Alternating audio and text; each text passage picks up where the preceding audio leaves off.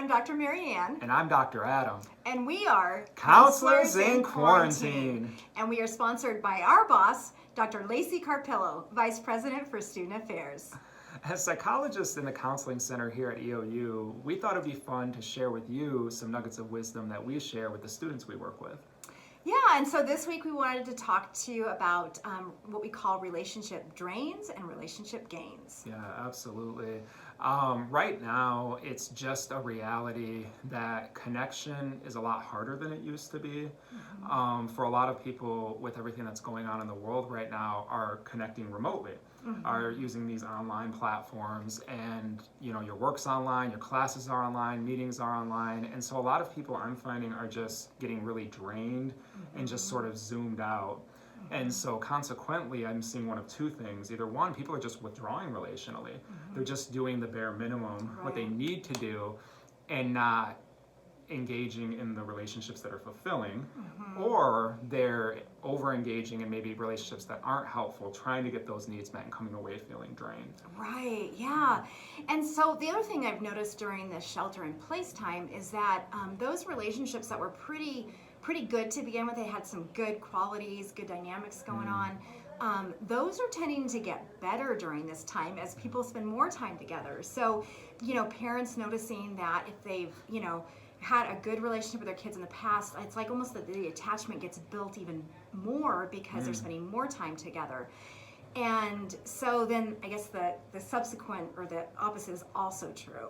Yeah, right. Like the flip side of that, I'll be bad cop, is that a lot of times, if the attachment wasn't really strong, or you're living with people that you struggle with relationally, that gets amplified as well. I mean, it's just the fact that there's more proximity, that there's more frequent interaction. And for a lot of people, actually, they're going back to a situation, for those who have left campus, or they're going back home, back to a situation that actually wasn't really helpful for them. And so trying to figure all of that out can be a struggle as well. Right, yeah. And so really one of the things that we find to be helpful just at any point in life, but especially during this time, is to do what we call a relationship audit.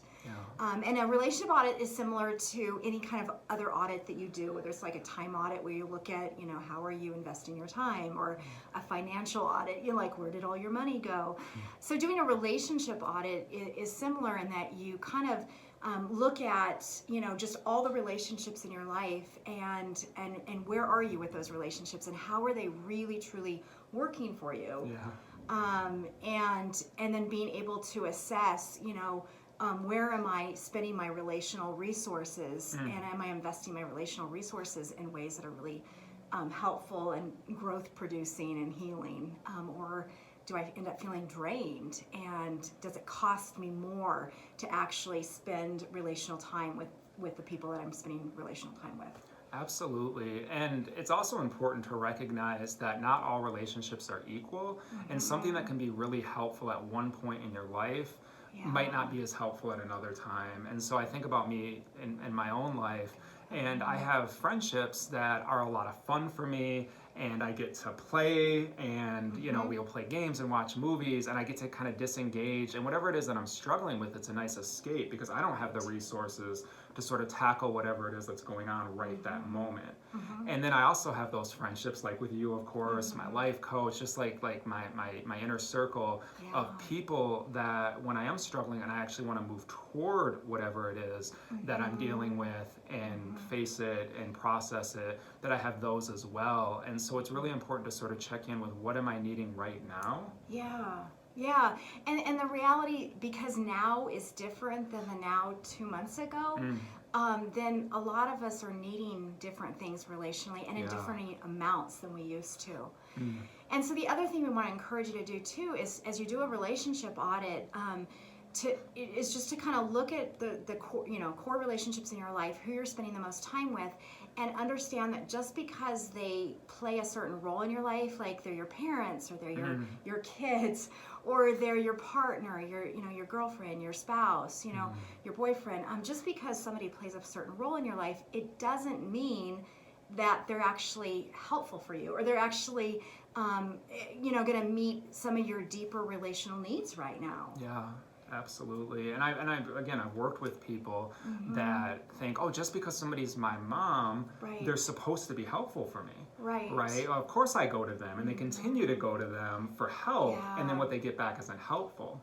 Or the people who say, oh, my partner's my everything, and it's that love fantasy. They give me everything, right? They give me everything that I need. I don't need anything else. And it's like, that's also not super healthy and probably more of a fantasy.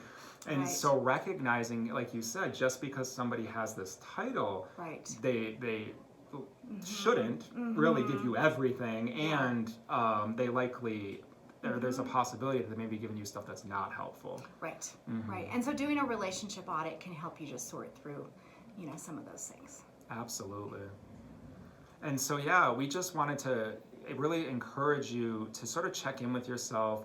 Notice what it is that you're needing, and where are you saying yes and where are you saying no? Where are you spending your time and how are you engaging? And just really, truly, to notice, how do you feel after an interaction? When you get off that Zoom call, when you disengage, how are you feeling internally? And really, this is just an extension of a lot of the stuff we've talked about in our previous videos, which is just really good self-care and mindfulness as to what's going on with you. Yeah, exactly.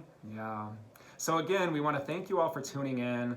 Know that we'll be posting more videos in the future. So if there's a topic that you'd like to hear about, or if you have questions about EOU's response to COVID-19, go to eou.edu/coronavirus and click the questions and comments button. Good. And meanwhile, we just encourage you to practice vulnerability, compassion, and self-care. All right, thanks.